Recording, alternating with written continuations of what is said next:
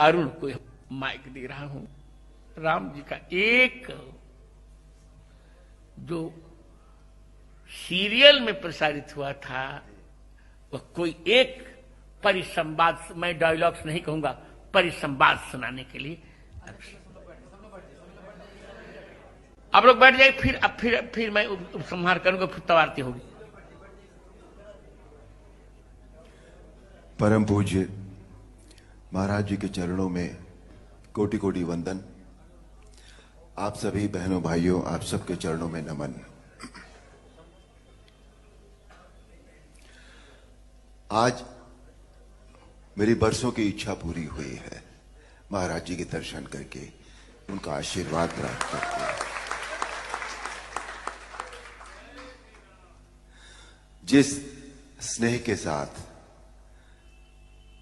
उन्होंने मुझे अपने गले लगाया और उसमें जो भाव था, जो मुझे महसूस हुआ, वो या तो मां लगाती थी या महाराज जी ने लगाया है।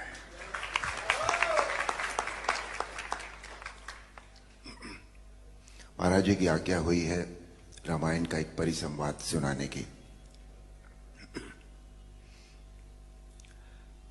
एक प्रसंग है जो हमारी रामायण थी उसमें, कि रावण जब पहली बार भगवान राम के सामने युद्ध क्षेत्र में आते हैं तो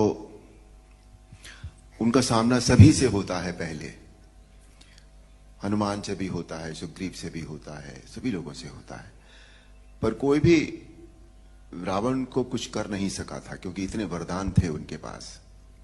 पर संध्या होते होते जब वो भगवान राम के सामने जा पहुंचे तो भगवान राम ने उनके रथ का पहिया, उनकी ध्वजा रथ की, उनकी खड़क, सभी कुछ तहस नहस कर दिया। और एक पल ऐसा आया जब सदैव रथ पर चलने वाला रावण धरती पर खड़ा था, और तब भगवान राम ने उनसे जो कहा वो प्रस्तुत है। वाह रावण वाह, भगवान शिव के त्रिशूल की भांति प्रचंड वायुपुत्र हनुमान की मुष्टिका का प्रहार तुमने सह लिया। तुम सचमुच परम शक्तिशाली हो, परंतु कितने दुख की बात है कि तुमने अपनी ये शक्ति अधर्म के कार्यों में लगा दी और इस दुर्दशा को पहुंच गए। रावण, भक्त और ज्ञानी में अंतर होता है। भक्त चाहे मूर्ख हो परंतु हृदय का सच्चा और मन का सरल होता है, परंतु ज्ञानी तुम जैसा दुष्ट भी हो सकता है, जिसे स्वर्ण अलंका के राज सिंहासन पर बैठकर भी जीवन की अपूर्णता का कांटा चुभ रहा है। तुम्हारे जीवन में इस समय अशांति, चिंता और तड़प के अतिरिक्त और कुछ भी नहीं है। तुम्हारे जैसे हर दुराचारी को एक समय इस बात का आभास हो जाता है कि उसका अंत समय निकट आ गया है, और तब वो एक घायल सांप की भांति अपनी सुरक्षा की बिल ढूंढता फिरता है, लेकिन उसे कहीं सुरक्षा नहीं मिलती। वही अवस्था इस समय तुम्हारी है। तुम्हारे पाप कर्मों के विष के प्रभाव ने तुम्हारे मन की शांति को जला दिया है, और तुम उस पाप के विषैले कांटे की चुभन को छुपाने के लिए ऊंची ऊंची आवाज में बड़ी बड़ी डींगे मार रहे हो, जिन्हें तुम्हारा अपना मन भी सच नहीं मानता। रावण, इसी का नाम है दुर्दशा।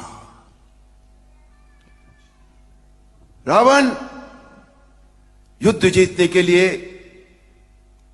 धर्म और आध्यात्मिक शक्ति की आवश्यकता होती है। पाश्विक बल और अस्त्र शस्त्रों की गिनती से युद्ध नहीं जीते जाते। तुमने एक समय लक्ष्मण से कहा था कि तुम्हारे यहां कोई नीति, न धर्म की नीति होती है न युद्ध की नीति होती है, परंतु हमारे यहां युद्ध का भी एक धर्म होता है। हम निहत्थे शस्त्रहीन शत्रु पर कभी वार नहीं करते। यह है रघुवंशों की वीरता। तुम इस समय अपमानित अवस्था में, शस्त्रहीन अवस्था में, केवल शत्रु की दया के कारण जीवित हो, इसी का नाम है दुर्दशा। अब जाओ, कल फिर शस्त्र लेकर आना। और अगले दिन हम सब जानते हैं, आप सब जानते हैं, अन्याय पर न्याय की जीत हुई, अधर्म पर धर्म की जीत हुई, अनीति पर नीति की जीत हुई और असत्य पर सत्य की जीत हुई। बोल सियापति रामचंद्र की जय। अरुण, महाराज जी, आज मैं तुम्हें क्या दूं? महाराज जी, आपने इतना ही दूंगा। तुमने बंद आंखों से मैंने राम जी को देखा है और तुम मेरे छोटे भाई हो, से तुम जान के बोल रहा हूं, आप नहीं बोल रहा हूं। यदि तुम चाहोगे तो जगत गुरु रामानंदाचार्य होने के नाते मैं तुम्हें राम मंत्र की दीक्षा अवश्य दूंगा। अहो भाग्य महाराज, अहो भाग्य स्वामी। बैठिए बैठिए, 2 वाक्य बोल के फिर विश्राम। जो वाक्य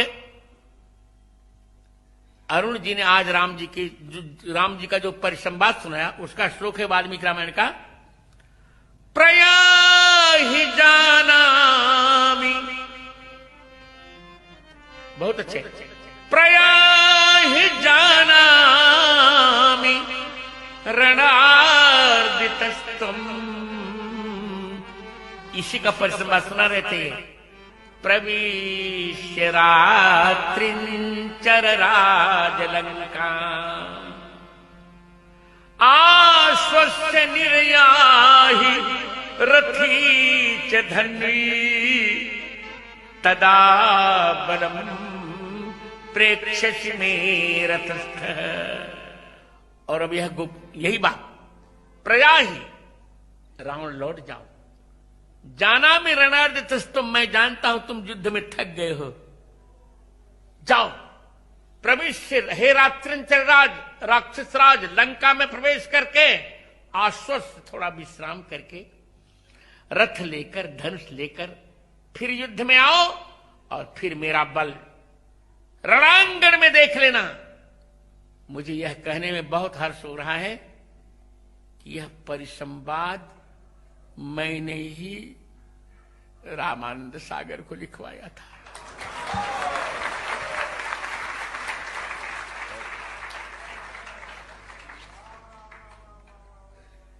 तो अब चलते हैं। मैं अपेक्षा करूंगा इस आयोजन के संयोजक मेरे पुत्रकल्प कृष्णचंद्र ठाकुर भी अरुण जी को मंगलाशासन देंगे।